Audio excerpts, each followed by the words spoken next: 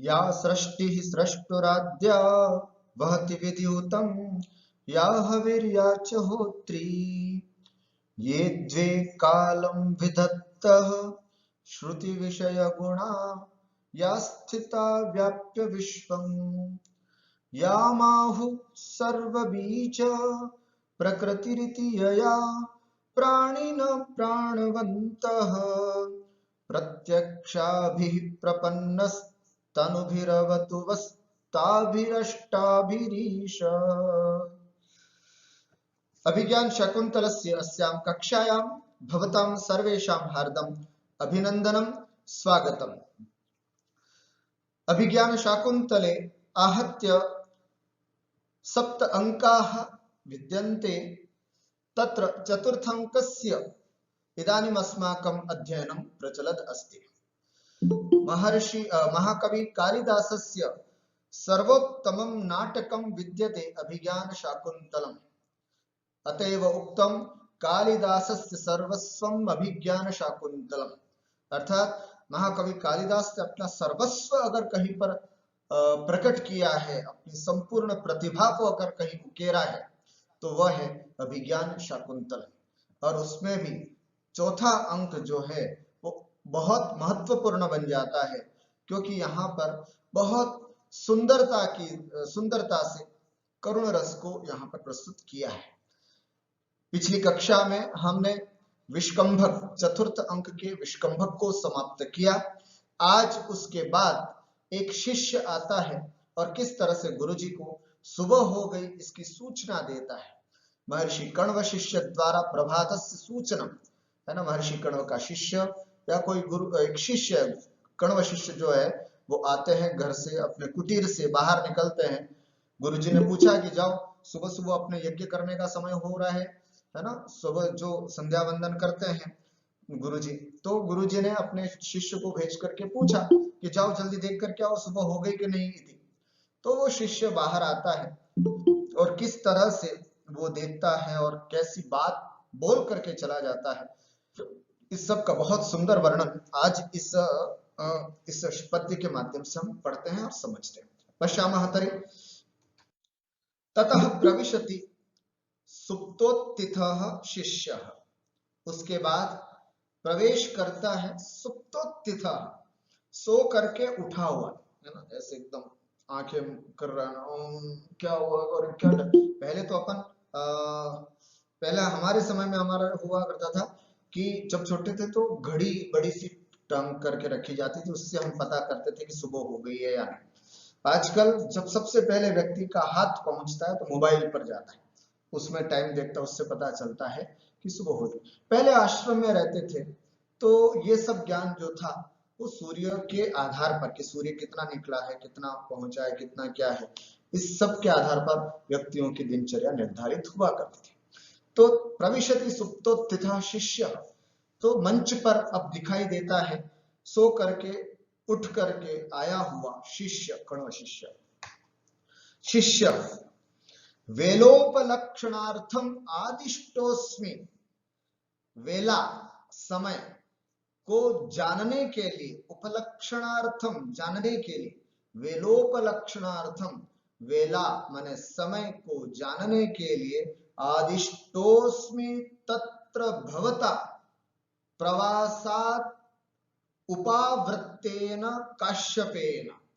प्रवासात् उपावृत्तेन, प्रवास से जो लौट करके आए हैं, ऐसे तत्र भवता काश्यपेन, ऐसे परमादरणीय सम्माननीय गुरु कश्यप अथवा गुरु कण्व के द्वारा मुझे आदेश प्राप्त हुआ है। किस लिए?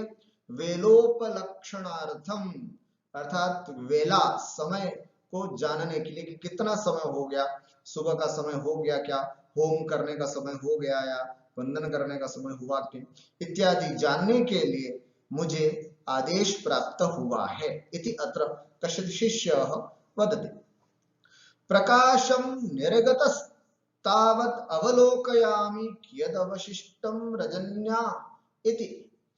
प्रकाशं निर्गतस्तावत्, है ना, प्रकाशम अवलोकयामि, कियद अवशिष्टम रजन्याः, है ना, अर्थात अब रजनी अर्थात रात्रि अब कितनी शेष रह गई है, अर्थात प्रकाश में बाहर आकर के देखता हूं, प्रकाशम अवलोकयामि, निर्गतः बाहर निकल करके प्रकाश में देखता हूं कि कियद अवशिष्टम रजन्याः, अर्थात रजनी का कितना भाग जो है वो शेष रह गया है, ऐसा कह करके वह पर्णकुटीर से बाहर आते हैं। परिक्रम्य अवलोक्य च, और फिर घूम करके और देख करके देखते, ओ हो हंत प्रभातम, अरे सुबह हो गई, ऐसे प्रभातम सुबह हो गई आज की, तो इस तरह से प्रातः काल हो गया है ऐसा। तथा ही, कैसे जाना, क्या चीज देख करके आपको पता चला कि सुबह हो गई है, प्रभात हो चुकी है, तो एक सुंदर सा पद्य जो दिया जा रहा है उसके माध्यम से उन्होंने जाना। क्या है, यत्तेकतोस्तशिखरं पतिरोषधीना माविष्कृतारुणपुरस्सर एकतोर्कः तेजोद्वयस्य युगपद्व्यसनोदयाभ्यम् लोको नियम्यत एवात्मदशन्तरेषु, है ना। एवं अत्र वसंत लिखा है ना, पुनः एक बार, यत्तेकतोस्तशिखरं पतिरोषधीना माविष्कृतारुणपुरस्सर एकतोर्कः तेजोद्वयस्य युगपद्व्यसनोदयाभ्यम् लोको नियम्यत एवात्मदशन्तरेषु इति। एवं सस्वर उच्चारणं वयं कुर्मः। अत्र अग्रे अन्वयं पश्यामः। औषधीनां पतिः एकतः अस्तशिखरं याति, औषधियों का स्वामी, जितनी भी जंगल में औषधियां होती हैं वे परिपक्व अथवा पुष्ट अवस्था को कब प्राप्त होती है, जब उस पर चंद्र किरणें पड़ती हैं। इसलिए समस्त औषधियों का स्वामी अगर किसी को कहा गया है तो चंद्रमा को कहा गया है। औषधीनां पति ही, अर्थात जितनी सूर्य किरण से उतनी पुष्ट नहीं होती है जितनी पुष्ट चंद्रमा की किरणों से होती है। इसलिए चंद्रमा की किरणें ही उनको पुष्ट करने के कारण औषधियों के स्वामी के रूप में चंद्रमा को जाना जाता है। अतः एव अत्र महाकवि कालिदासः चंद्रस्य स्थाने औषधीनां पतिः इति पदस्य प्रयोगं कृतवान्। इसलिए महाकवि कालिदास ने यहाँ पर चंद्रमा शब्द के स्थान पर औषधीनां पतिः ऐसा शब्द का प्रयोग किया। औषधीनां पतिः अर्थात चंद्रमा एकतः एक तरफ अस्त शिखरम याति अस्ताचल को जा रहा है। इससे पहले कि और आगे अर्थ बताऊं, मैं आपको बताना चाहता हूं कि सुबह क्या स्थिति होती है चंद्रमा और सूर्य की। चंद्रमा जो होता है वो रात भर चमकता है, सुबह होते होते वह अस्त होता है, और सूर्य रात भर नहीं दिखाई देता है, सुबह वो उदित होता है। तो सुबह का जब भी आप कभी वास्तविक रूप से बाहर निकल करके वातावरण देखेंगे आकाश का, तो आपको पता चलेगा चंद्रमा जो है वो अस्ताचल को अर्थात पश्चिम दिशा की ओर डूब रहा है और सूर्य जो है वो पूर्व दिशा से निकल रहा है। तो ये बात यहाँ पर कर्ण शिष्य देखता है और उसको पता चलता है कि सुबह हो गई है। कैसे? औषधीनां पतिः अर्थात चंद्रमा एकतः अस्त शिखरम याति, एक ओर से तो वो अस्तता को प्राप्त हो रहा है। अरुण पुरस्सरः एकतः अर्कः आविष्कृतः, और अरुण जिसके आगे चल रहा हो, सूर्य का सारथी कौन है? अरुण, है ना। सूर्य के 7 अश्व होते हैं सूर्य के रथ के, तो उन 7 रथों अश्वों को हाँकने वाला एक सारथी होता है, वो है अरुण, उसका नाम है अरुण।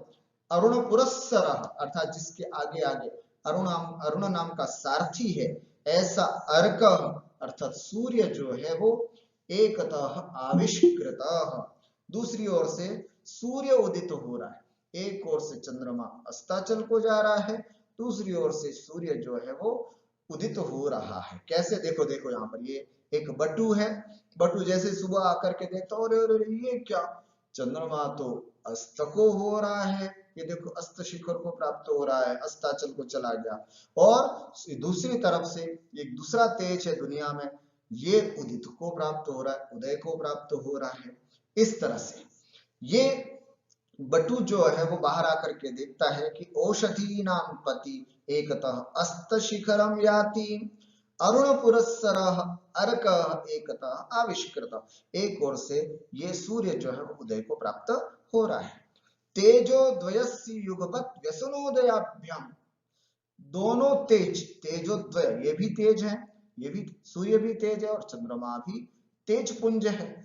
तो तेजोद्वयस्य, दोनों तेज के एक साथ व्यसन और उदय, व्यसन माने होता है अस्त, चंद्रमा के अस्त और सूर्य के उदय, व्यसनोदयाभ्याम, अस्त उदय के द्वारा दोनों तेज का, प्रकाश पुंज का एक साथ अस्त और उदय के माध्यम से लोकः आत्मदशांतरेषु नियम्यते इव, ऐसा लग रहा है मानो यह लोक आत्मदशांतरेषु, अर्थात अलग अलग अवस्थाएं होती हैं, इस बात में नियंत्रित किया जाता है लोक। अर्थात लोक को यह समझाया जा रहा है कि कहीं खुशी कहीं गम लगा ही रहता है, इसी का नाम संसार है। यह चंद्रमा रात को तो पुष्टता की था, सुबह होते होते बेचारा अस्ताचल को चला गया। ये सूर्य अभी उदित हो रहा है, अच्छा लग रहा है, दिन भर बहुत अच्छा चमकेगा, लेकिन शाम होते होते ये भी बेचारा चले जाएगा। तो इस तरह से लोक में ये दोनों तेज पुंज जो हैं वो ऐसा लग रहा है मानो हमारी आत्मा की अलग अलग दशाओं को दर्शित कर रहे हैं, व्यक्ति की हर परिस्थिति की ओर संकेत कर रहे हैं। आज तुम खुश हो, आज तुम बहुत सुखी हो तो तैयार रहना, कल तुम्हारा दुख का है, कल तुम्हारे लिए दुख भी हो सकता है। आज तुम बहुत दुखी हो तो घबराओ मत, कल तुम्हारा सुखी होने का समय आ रहा है। तो इस तरह से आत्मा की जो अलग अलग अवस्थाएं हैं उस अवस्था को नियंत्रित कर रहे हैं या उस अवस्थाओं को दर्शा रहे हैं ये दोनों तेज पुंज अपने को, ये बात यहाँ पर समझना है। आइए पदार्थ देखते हैं। औषधीनां पति चंद्रः, ये चंद्रमा, एकतः एकस्याम अर्थात अपरस्यां पश्चिम दिशि अस्त शिखरम अस्ताचलम याति गच्छति अरुण पुरस्सरः, अरुण अनूरु, अरुण का दूसरा नाम अनूरु भी कहा जाता है जिसकी जंगा नहीं थी, पुरस्सरः आगे अग्रगामी, यस्य सह अरुण पुरस्सरः एकतः अपरतश्च अर्कः सूर्यः आविष्कृतः उदितो भवति। एक ओर से चंद्रमा अस्ताचल की ओर जा रहा है, दूसरी ओर से सूर्य उदय को प्राप्त हो रहा है। तेजोद्वयस्य सूर्य चंद्रयोः, तेजोद्वयस्य सूर्य चंद्रयोः युगपत् समकालम एव व्यसनोदयाभ्याम, व्यसनम भ्रम भ्रंशः और उदयः समुन्नतिश्च इति ताभ्याम अस्तोदय गमनाभ्याम लोकः संसारः आत्मदशांतरेषु स्वदशा विशेषेषु अपनी अलग अलग प्रकार की होने वाली अवस्थाओं के बारे में नियम्यते इव, शिक्षते इव, है ना, मानो ये दोनों तेज जो हैं वो लोक को ये शिक्षा दे रहे हैं कि अलग अलग अवस्थाएं जीवन में होती हैं, आती रहती हैं। इस तरह से हमने यहाँ पर देखा। अब इसका भावार्थ देखेंगे, बहुत सही समझने का भावार्थ है। सोमतीर्थात् प्रत्यागतेन महर्षि कण्वेन समय ज्ञानार्थम कश्चित् शिष्यः आदिष्टः। सोमतीर्थ से वापस लौट करके आए हुए महर्षि कण्व ने, जाओ बेटा थोड़ा देख करके आओ कितना टाइम हो गया, इति समय ज्ञानार्थम का शिष्य आदिष्ट, है ना, किसी शिष्य को आदेश दिया। असौ वही आगत्य पश्यति, वह बाहर आकर के देखता है, ओ प्रभातम अभवत, सुबह हो गई, इति सह तस्यैव प्रभातस्य वर्णनम अस्मिन् पद्ये करोति। कैसी सुबह हुई इसी का वर्णन वो यहाँ पर कर रहे हैं। स कथयति, वह बटु कहता है, बटु माने ब्रह्मचारी, उस शिष्य, कथयति कहता है, औषधीनां पति चंद्रः अस्त शिखरम गच्छति, अस्ताचल को चले गए। अपरस्मिन् पूर्व दिशि सूर्यः उदयं याति, और दूसरी दिशा में, पूर्व दिशा में सूर्य जो है वो उदय को प्राप्त हो रहे हैं। तेजो द्वयस्य अर्थात सूर्य चंद्रात्मकस्य युगपत् एकदा एव यत् अस्तगमनम, है ना, अस्तगमनम उदयश्च, एक अस्ताचल को जा रहा है, एक उदय को प्राप्त हो रहा है। ताभ्याम आत्मदशांतरेषु स्वावस्था भेदेषु, है ना, अपनी अवस्थाओं के भेदों के बारे में लोकः नियमते व स्थिरीक्रियते इव, ऐसा लग रहा है मानो यह लोक किसके द्वारा नियंत्रित किया जा रहा है, उन दोनों तेज के द्वारा। वो दोनों तेज लोक को मानो शिक्षा दे रहे हैं कि हमेशा किसी की एक सी अवस्था नहीं रहती है, सुख है तो दुख आएगा, दुख है तो सुख आएगा, इसलिए सुखी हो तो दुख के लिए तैयार हो और दुखी हो तो सुख के लिए तैयार हो, ऐसा यहाँ पर कहा है। तो ये अलग अलग अवस्थाएं संसार में बनी रहती हैं। परिवर्तनी संसारे कस्यापि दशा सदैव सदृशी न भवति, परिवर्तनशील संसार है, इसलिए किसी भी व्यक्ति की हमेशा एक जैसी अवस्था नहीं रहती। यथा सूर्य चंद्रयोः उदय अस्तगमने अनित्ये तथा संसारिणः अपि संपत् विपत्ति अनित्ये, जिस प्रकार से सूर्य और चंद्रमा का उदय अस्त ये लगा ही रहता है, हमेशा उदय रहे ये भी जरूरी नहीं, हमेशा अस्ताचल को चला जाए ये भी नहीं, अनित्य अवस्थाएं। उसी प्रकार संसारी व्यक्ति की भी संपत्ति और विपत्ति रूप जो अवस्थाएं हैं वो अनित्य है। अगर संपत्ति है तो गौरव मत करो, अभिमान मत करो, अहंकार मत करो, विपत्ति भी आएगी। और विपत्ति है तो दुखी मत हो, मन को क्लेशित मत करो, है ना, आत्मग्लानि मत करो, सुख भी आने वाला है। इस तरह से ये दोनों अनित्य है। सुख दुखात्मकम दशांतरम यात्येव नियमः, सुख दुखात्मक अलग अलग दशाएं प्राप्त होती हैं, ये सृष्टि का नियम है।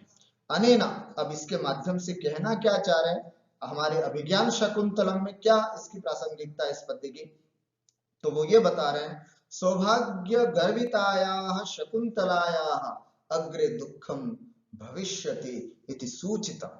सौभाग्य गर्विता, जिसको अपने सौभाग्य पर गर्व था, है ना, मैं महर्षि कण्व की पुत्री हूं, मैं अत्यंत सुंदर हूं, मैंने राजा के साथ विवाह किया है इत्यादि जो गर्व था, ये सब गर्व शकुंतला का अब तक सुख चला, अब धीरे धीरे करके दुख में परिवर्तन होगा। क्यों दुख में परिवर्तन होगा? कन्या है, ससुराल जाना पड़ेगा, तो ससुराल जाती है तो सबसे बड़ा दुख किसी कन्या के लिए अपने पिता का घर छोड़ करके पति के घर जाने में होता है। तो यहां से शकुंतला का दुख प्रारंभ होता है, उसके बाद वहां पति का तिरस्कार मिलता है और कैसे कैसे भटकती है। मतलब शकुंतला के जीवन की उल्टी गिनती यहां से प्रारंभ हो जाती है, दुखमय स्थितियां जो है वो यहां से प्रारंभ हो जाती है। इस बात को सूचित किया है संसार के सर्वश्रेष्ठ दो आकाश में रहने वाले तेज पुंज ने, कि भाई हमेशा एक जैसी अवस्थाएं नहीं रहती, जहां सुख है वहां दुख, दुख है वहां सुख की प्राप्ति होती है। इस तरह से यहाँ हमको सूचित किया है, दर्शकों को भी यहाँ पर बताया है। अत्र वसंत तिलका छंदः अस्ति यस्य लक्षणम् उक्ता वसंत तिलका तभजा जगौग यत्ते गतोस्त शिखरं पतिरोषधीना माविष्कृतारुणपुरस्सर एकतोर्कः तेजोद्वयस्य युगपत्व्यसनोदयाभ्यां लोको नियम्यत इवात्मदशान्तरेषु।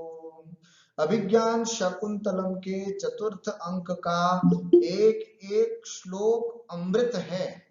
क्या कह रहा हूं? अमृत है। अगर आपको अमृत मिले तो क्या करोगे? पियोगे या फेंक दोगे या उसकी उपेक्षा करोगे? पिएंगे, अमृत पान करेंगे, जिससे कि अमरत्व को प्राप्त हो जाए।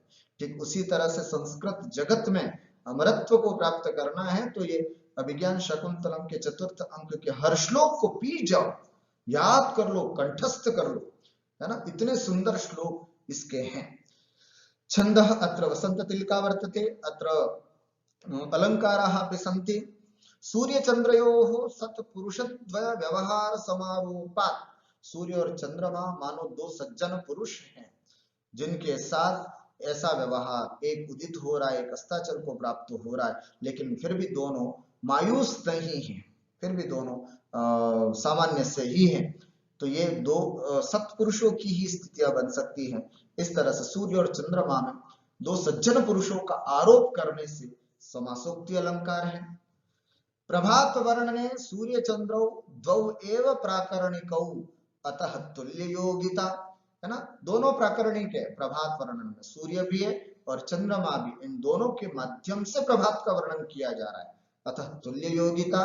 लोकः नियम्यत इव, लोक मानो नियंत्रित किया जा रहा है, शिक्षित किया जा रहा है ना, बताया जा रहा लोक को। तो यहाँ पर ऐसा लग रहा मानो लोक को बताया जा रहा है। उत्प्रेक्षा अलंकार है, क्रियोत्प्रेक्षा अत्र वर्तते। नियम्यते इव, क्रिया के साथ इव पद लगा है, क्रियोत्प्रेक्षा। सूर्य चंद्रयोः क्रमशः व्यसनोदयोः कथनत्वात्, सूर्य और चंद्रमा का, सूर्य का, है ना, सूर्य और चंद्रमा का व्यसन और सूर्य का उदय, इस तरह से क्रमशः कथन करने के कारण यहाँ पर यथा संख्या अलंकार भी है और वर्णों की समानता होने की वजह से यहाँ पर अनुप्रास अलंकार भी जानना चाहिए। अपिच, और न केवल ये, अब दूसरा एक और पद्य बोल करके इस प्रभात का वर्णन यहाँ बटू करते हैं। एक तो ये बोल दिया जिसमें सूर्य और चंद्रमा के अस्त और उदय की बात बताई है।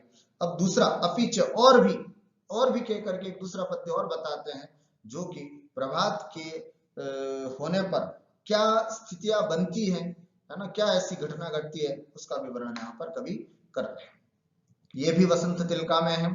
अंतर्हिते शशिनि सैव कुमुद्वती में, दृष्टिं न नंदयति संस्मरणीय शोभा, इष्ट प्रवास जनितन्य बला जनस्य, दुःखानि नूनमति मात्र सुदुस्सहानि।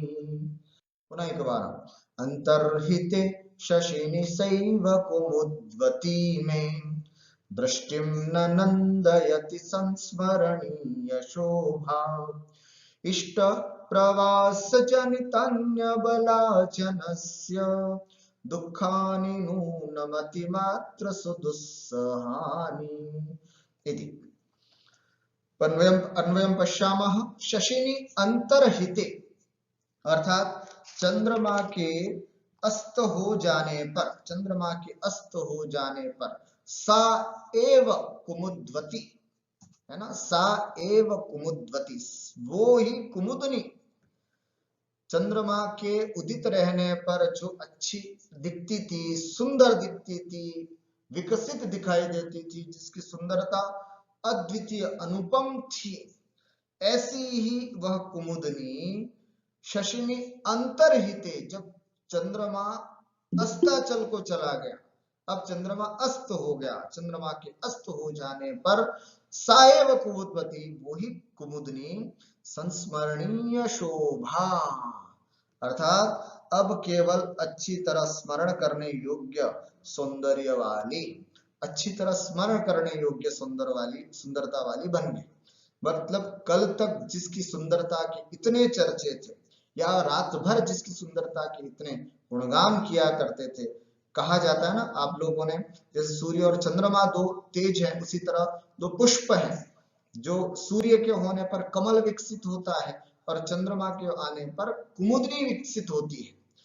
तो जब चंद्रमा चला गया, चंद्रमा होता है तो कुमुदनी बहुत आनंदित होती है, दर्शनीय होती है, और जब चंद्रमा चला जाता है तो वही कुमुदनी संस्मरणीय हो जाती है, याद करने योग्य हो जाती है, देखने योग्य नहीं होती, याद करने हो जाती थी, अरे यार कितनी सुंदर दिखती थी, ऐसा बोलते हैं, कितनी अच्छी थी, ऐसा बोलने लग जाते हैं।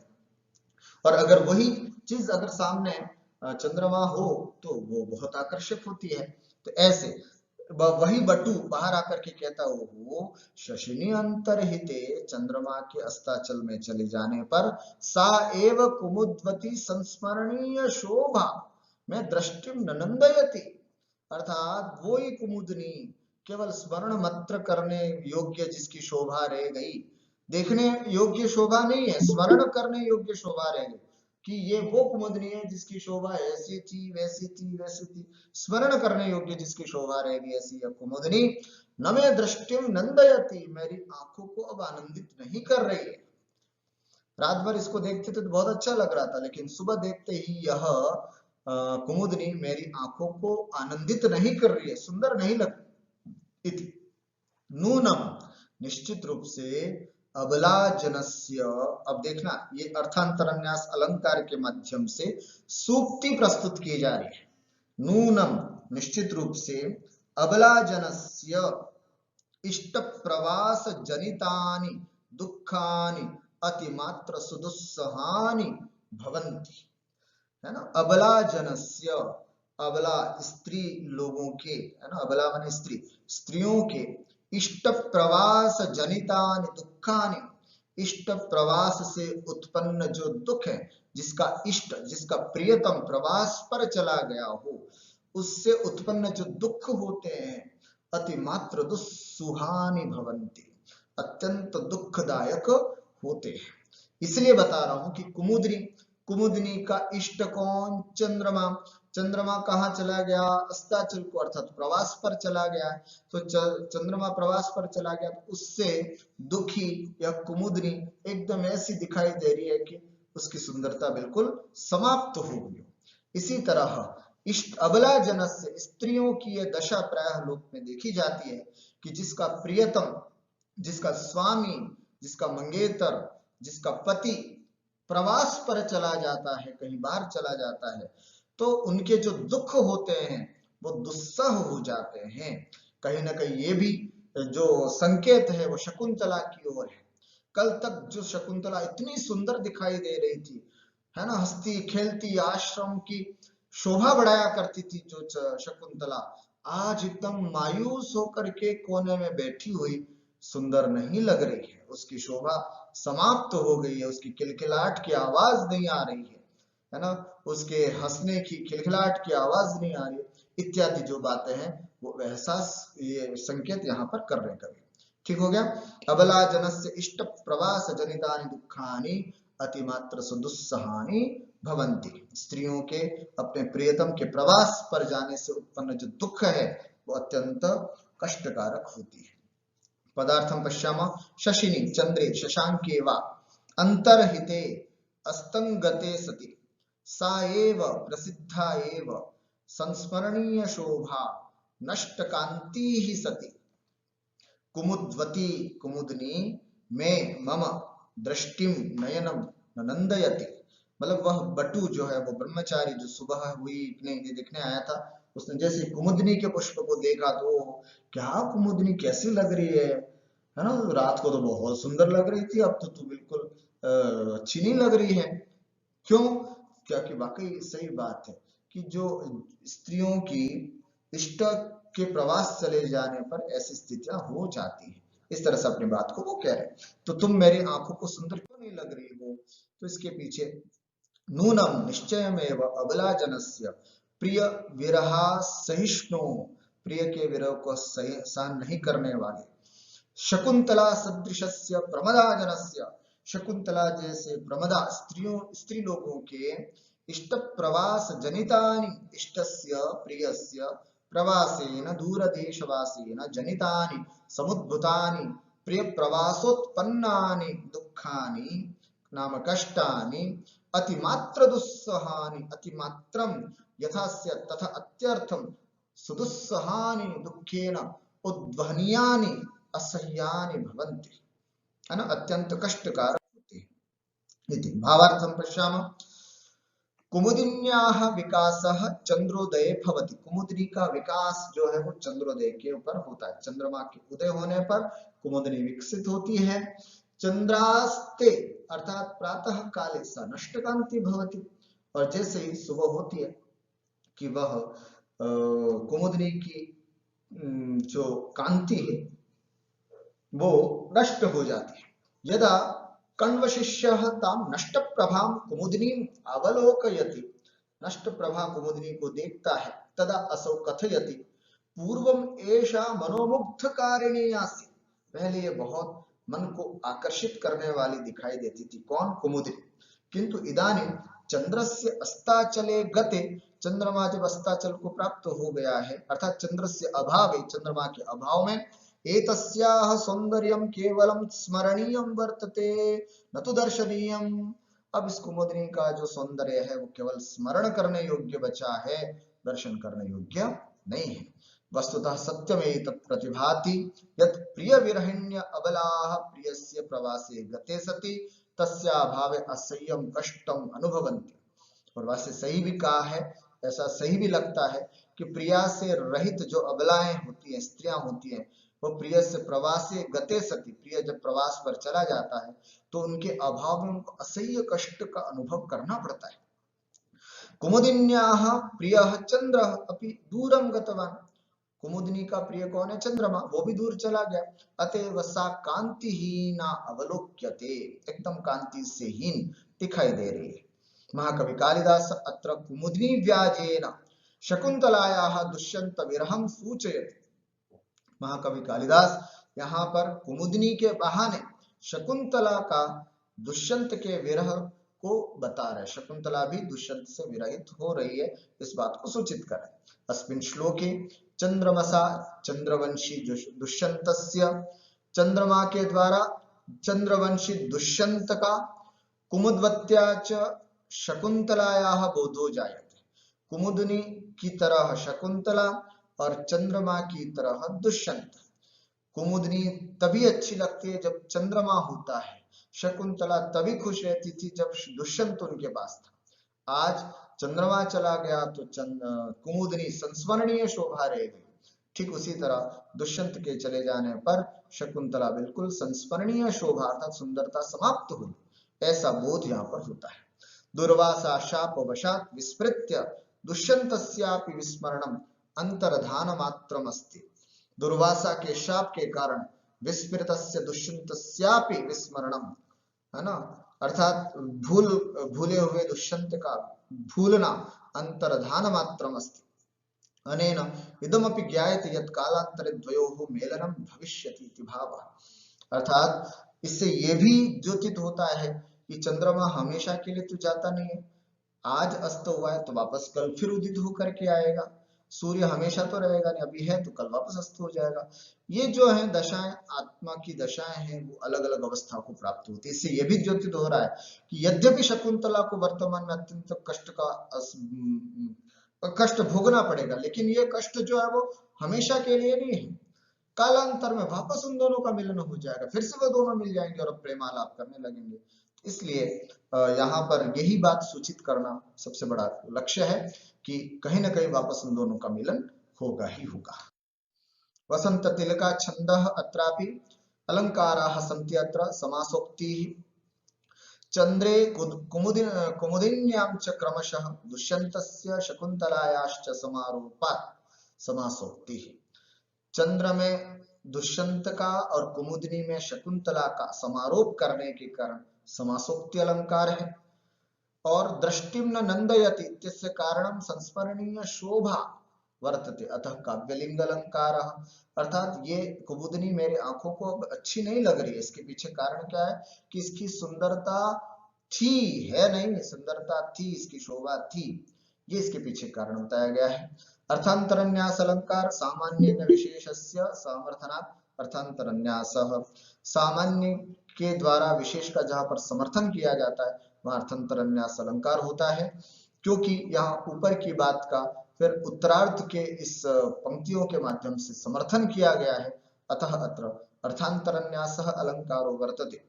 सर्वेषां अंगांगी भावात् संकरालंकारः, सबका परस्पर एक दूसरे के साथ अंगांगी भाव होने की वजह से इस पद्य में संकर अलंकार है, ऐसा हम कह सकते हैं। प्रविश्य, है ना, प्रविश्यापटि क्षेपेण, प्रवेश करके, जैसे ही वह प्रवेश करती है तो प्रवेश करके क्या करके, अपटि क्षेपेण अर्थात पर्दा हटा करके प्रवेश करके अनसूया। यद्यपि नाम विषय परांग मुखस्यापि जनस्य एतन्न विदितम तथापि तेन राज्ञा शकुंतलायाम अनार्यम आचरितम। अनुसुईया बड़ी दुखी हो गई। शकुंतला के इस दुख से अनुसुईया भी बहुत दुखी हो जाती है और कहती है, यद्यपि नाम विषय परांग मुखस्यापि जनस्य एतन्न विदितम, यद्यपि विषय भोगों से विमुख जन को यह सब ज्ञात नहीं है, फिर भी तथापि तेन राज्ञा शकुंतलायाम अनार्यम आचरितम, लेकिन उस राजा ने, उस दुष्यंत ने शकुंतला के प्रति अनार्यम आचरितम, अशिष्ट व्यवहार किया। देखो, शिष्टाशिष्ट की बात हम आश्रम में रहने वाले लोग क्या समझे, है ना, हमें नहीं भी करनी चाहिए बातें, क्योंकि हम सब लोग तो विषय परांगमुख हैं, पंचेंद्रिय विषयों से बिल्कुल विरक्त हैं, भिन्न हैं। मतलब भोगोपभोग, संसार, ये सब चीजें जो है वो हम सबसे बहुत दूर दूर तक इनका कोई संबंध नहीं। लेकिन फिर भी मैं जहां तक बात समझ रही हूं, तेन राज्ञा शकुंतलायाम अनार्यम आचरितम, उस राजा दुष्यंत के द्वारा शकुंतला के प्रति अशिष्ट व्यवहार किया गया है, वो ठीक नहीं है। इति शिष्य यावद उपस्थितम होम वेलाम गुरुवे निवेदयामि। तो ठीक है, अब मैं गुरुदेव को उपस्थित हुए हवन के समय की सूचना, उपस्थिताम होम वेला, ये होम वेला हो चुकी है, सुबह हो गई है और ये हवन करने का समय हो चुका है, ये बात गुरुवे निवेदयामि, गुरु जी को निवेदित करता हूं, ऐसा कह करके वह शिष्य जो है वो वहां से इति निष्क्रांत, वहां से शिष्य जो है चल देता। अनसूया, इसमें अनसूया उसके बाद क्या कहती है, ध्यान से देखना, प्रतिबुद्धापि किम करिष्ये, है ना, जागी हुई भी मैं क्या करूंगी। मतलब अनुसुईया की भी नींद खुल गई थी, है ना, पर वो भी एकदम ऐसे सुस्ताई हुई सी थी और बस ऐसे ही कह रही थी, नहीं यार, राजा ने ठीक नहीं किया, शकुंतला के प्रति अच्छा व्यवहार नहीं किया। यद्यपि हम लोग आश्रमवासी हैं, हमें इन सब बातों से कोई ज्यादा लेना देना नहीं, लेकिन शकुंतला उनकी पत्नी है और पत्नी के लिए आपने कहा था कि बस कुछ दिन में हम आ जाएंगे और अभी तक आए नहीं, अच्छी बात नहीं। और अब जग चुकी है, फिर जगने के बाद भी कहते कि प्रतिबुद्धा भी किम करिष्ये। इसमें दो अर्थ निकल करके आते हैं कि अब सुबह हो चुकी है, जग चुकी है, अब उठ करके भी क्या करूं। पहले तो शकुंतला थी, शकुंतला के साथ पानी देने जाना, मृग को घास खिलाना आदि आदि बहुत सारे कार्य हुआ करते थे, लेकिन अब कोई शकुंतला एकदम निश्चेष्ट होकर के पड़ी हुई है और अब हम क्या करें। एक तो यह अर्थ, और दूसरा अर्थ प्रतिबुद्धा किम करिष्ये, अर्थात सब कुछ जानती हुई भी मैं क्या कर सकती हूँ। मुझे पता है कि दुष्यंत क्यों नहीं आ रहे हैं, मुझे पता है शकुंतला का इसके अलावा और कोई उपचार नहीं है, लेकिन क्या करूं, सब कुछ जानते हुए भी मैं कुछ कर नहीं सकती।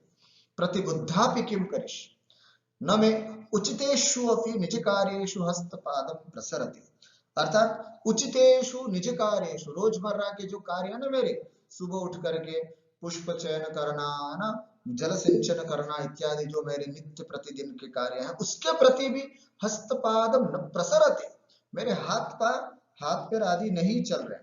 और काम इदानीम सकामो भवतु, कामदेव भी अब सफल मनोरथ वाले हो गए हैं, जिससे ये ना असत्य संधे जने शून्य हृदया सखी पदम कारिता, जिसने जिस कामदेव ने असत्य प्रतिज्ञा वाले जन के प्रति असत्य प्रतिज्ञा की थी उस दुष्यंत ने, ये ना असत्य संधे जने, अर्थात असत्य प्रतिज्ञा करने वाले के प्रति शून्य हृदया सखी पदम कारिता, है ना, अत्यंत शून्य हृदय मेरी सखी शकुंतला उसके प्रति प्रेम कर बैठी है।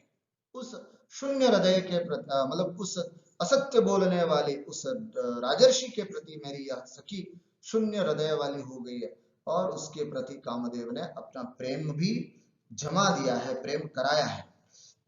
और अथवा दुर्वाससः शापः एष विकारयति, ये बात है कि वो राजा झूठा है, या फिर यह भी हो सकता है कि दुर्वाससः शापः कोपः एष विकारयति, या फिर यह भी हो सकता है कि दुर्वासा ऋषि का जो शाप लगा था उसके कारण ये सब विकार हो रहा है, इसके कारण अभी तक राजा नहीं पहुंचे हैं, या अभी तक राजा का कोई परिजन यहाँ नहीं पहुंचा है ना, अथवा हो सकता है राजा वहां जाकर के भूल ही गया हो, इस तरह से। अन्यथा कथम स राजर्षि तादृशानि मंत्रयित्वा एतावतः कालस्य लेखमात्रमपि न विसृजति। अथवा ये कैसे हो सकता है कि राजर्षि एतादृशानि मंत्रयित्वा, इतनी बड़ी बड़ी बातें करके कि साहब ऐसा करेंगे ना, हम जाएंगे ना, फिर आपको अपने परिजनों के साथ बड़े ठाट बाट के साथ पूरे राजसी विभव के साथ आपको विवाह लेंगे, इतनी बड़ी बड़ी बातें करके चला गया। तो अन्यथा ऐसे मैं तो समझता हूँ दुर्वासा ऋषि का श्राप होगा। अन्यथा कथम स राजर्षि एतादृशानि मंत्रयित्वा, ऐसी बातें करके, ऐसी बड़ी बड़ी बातें करके, एतावतः कालस्य लेख मात्रम अपि न विसृजति, एक पत्र भी नहीं भेजा उसने कुशल क्षेम का कि मैं यहाँ पर अत्र कुशलम तत्रास्तु, इस तरह का कोई एक अच्छा सा प्रेम पत्र ही भेज देते, है ना, शकुंतला को उससे ही ढांढस बन जाता था। जब से गए हैं न कोई चिट्ठी न कोई पत्र, कुछ भी नहीं, ऐसा कैसा। तो इस तरह से अनसुया बड़ी दुखी हो रही है। तद इतोभिज्ञान अंगुलीकम तस्य विसृजावः, अथवा ऐसा नहीं तो उस राजर्षि, इधर से हम लोग परिचय अंगूठी को उसके पास भेज दें, क्या समझ में नहीं आ रहा है ना। तद इतो अभिज्ञानम अंगुलीकम तस्य विसृजावः, अथवा हम ऐसा करें कि यहाँ से याद करने के लिए शकुंतला की अंगूठी लेकर के वहां तक पहुंचाएं, क्या करें समझ में नहीं आया। अथवा दुखशीले तपस्वी जने कोभ्यर्थताम, अथवा कष्ट ही सहन करना जिसका स्वभाव है, ऐसे तपस्वियों में से किससे प्रार्थना की जाए है ना। को अभ्यर्थता, मैं किससे अपनी बात कहूं, क्योंकि हम सब तो तपस्वी हैं, दुखों को सहन करना हमारा स्वभाव बन गया है। जो भी दुख आता, नहीं नहीं कोई बात नहीं, सब ठीक हो जाएगा, किसी के पास भी जाऊंगा तो यही जवाब मिलेगा, क्योंकि सब तपस्वी हैं, सबको कष्ट दुख सहन करने की आदत सी पड़ गई है। तो दुखशीले तपस्वी जने, दुख ही सहन करना जिसका स्वभाव बन चुका है, या दुख सहन करते हैं जो हमेशा अपने तपस्वी जीवन में, ऐसे तपस्वी लोगों के लिए को व्यर्थता में, है ना, किसके सामने जाकर के मैं अपनी प्रार्थना करूं। ननु सखीगामी दोष इति व्यवसितापि न पारयामि, सखी शकुंतला का दोष है, ये इस कारण से उद्यत हुए भी प्रवास से लौटे हुए तात कण्व को यह बताने में समर्थ नहीं हूं। ननु सखीगामी दोष, सखी में होने वाला यह दोष है, इति व्यवसितापि न पारयामि प्रवासित निवृत्तस्य तात काश्यपस्य दुष्यंत परिणीताम आपन्न सत्वाम शकुंतलाम निवेदयितुम। अर्थात सखी गामी दोष है, ये सखी का दोष था मेरा कि उसने बिना गुरुजी के पूछे ही गांधर्व विवाह कर लिया, और इतना संयोग को प्राप्त हो गए कि पुत्र की गर्भ में पुत्र भी है, आपन्न सत्वाम, देखो ना क्या लिखा, आपन्न सत्वाम, गर्भ में पुत्र भी है। तो ऐसे सखी गामी दोष इति व्यवसितापि, है ना, सब कुछ जानती हुई भी न पारयामि निवेदयितुम, निवेदन करने में भी समर्थ नहीं, क्योंकि हो सकता है मैं अगर कहूं कि इस तरह से शकुंतला ने विवाह कर दिया तो दोषी मानी जाएगी शकुंतला, और हो न हो कण्व कहीं उसको और दुख में न डाल दे। इसलिए प्रवास प्रतिनिवृत्तस्य तात काश्यपस्य, प्रवास से लौट करके आए हुए तात काश्यप की दुष्यंत परिणीताम, इस शकुंतला को जो दुष्यंत के साथ विवाह को प्राप्त हुई है, आपन्न सत्वम, सत्व माने जीव, अर्थात जिसके गर्भ में एक जीव आ चुका है, ऐसी शकुंतला को निवेदन करने में भी मैं समर्थ नहीं हूं। इत्थं गतेस्माभिः किम करणीयम्, इस प्रकार की स्थिति प्राप्त हो जाने पर हमें क्या करना चाहिए, क्या करना चाहिए, इस तरह से अनसूया जो है वो अत्यंत चिंतित है। कल देखते हैं ऐसा कोई शुभ समाचार मिलने वाला है अनसूया को, जिससे कि आज का यह दुख उसका समाप्त होकर के कल सुख में बदल जाएगा, कल उसका चेहरा खिलखिलाने लग जाएगा, कल वो हंसने लग जाएगी। ऐसी क्या बात है जिससे उसका दुख दूर होगा, समझते हम अगली कक्षा में। तब तक के लिए लेते हैं विराम। आप सबको नमस्कार, सबको नमो नमः।